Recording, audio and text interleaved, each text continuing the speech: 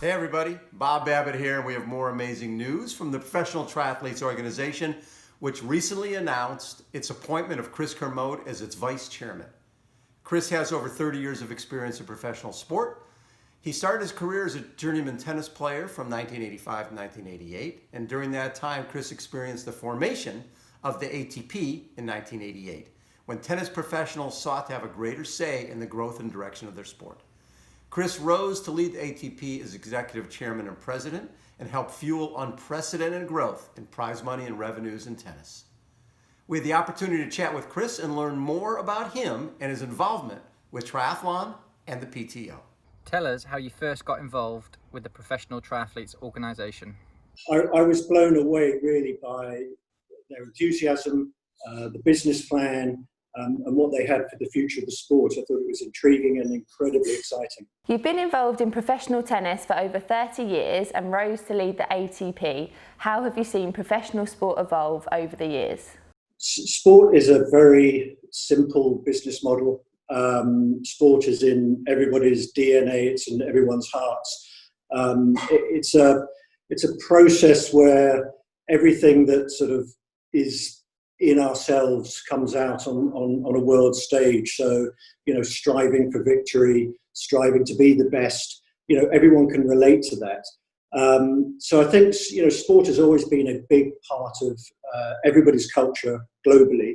But what's changed over the years is it's now become a really, really big business. And I think that's fundamentally the biggest change in sport. And as a result of that, athletes want a much bigger say in how their sport is run. What is the major challenge for professional athletes being a part of their own organization? The biggest strength of any athlete organization is actually unity.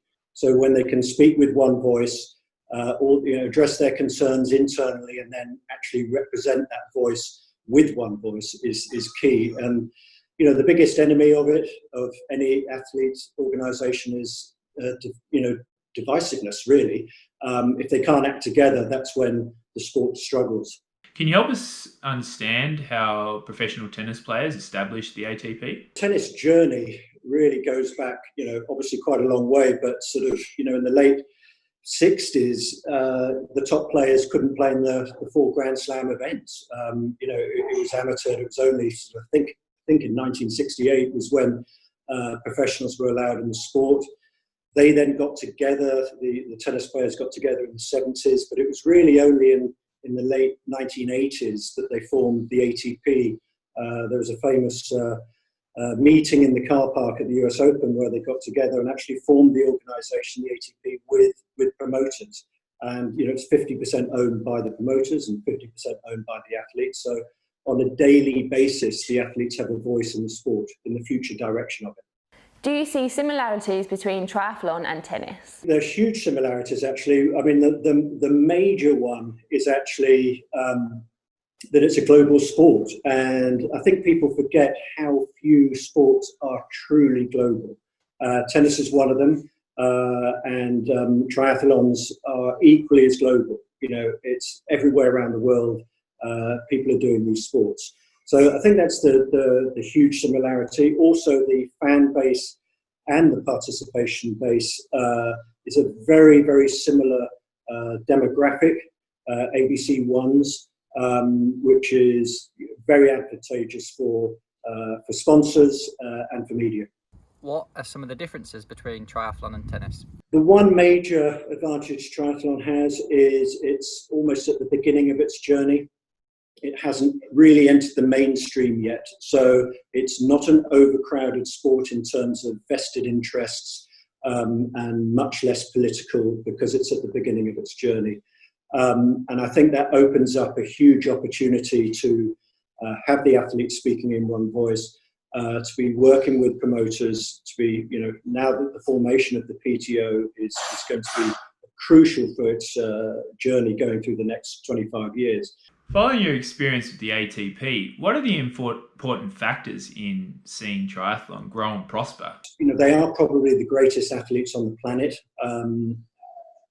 Just the diversity of talent that you need to be able to do all 3 areas of the sport make it very, very interesting. And obviously the participation has increased dramatically, and the rise of endurance sports is, well, you can see it, everyone is doing it. And always refer to, my kids who are in their 20s, are really interested in all these forms of sports. And I think that's the next generation of fans is, for all sports, is crucial to engage with an audience. Now, the big question, will we see you suit up and try triathlon yourself? I think that may be one step too far at this stage. I am a very old man, and I think at the moment the business of the sport intrigues me, but I know how people can rope you in, and so I'm saying at the moment probably not, but who knows down the line. Have you ever been to see a triathlon race? I haven't actually. Well, I have. I've watched countless on YouTube, but I haven't seen one live. And it's just because my son keeps showing me YouTube clips of how great these athletes are. So, and he's now gloating because over the last 5 years he's showed me these great bits of footage, and I've been rather dismissive because obviously I was completely focused on the tennis. And now he's saying, well, thank goodness you finally listened and are now involved in a sport that is on the rise.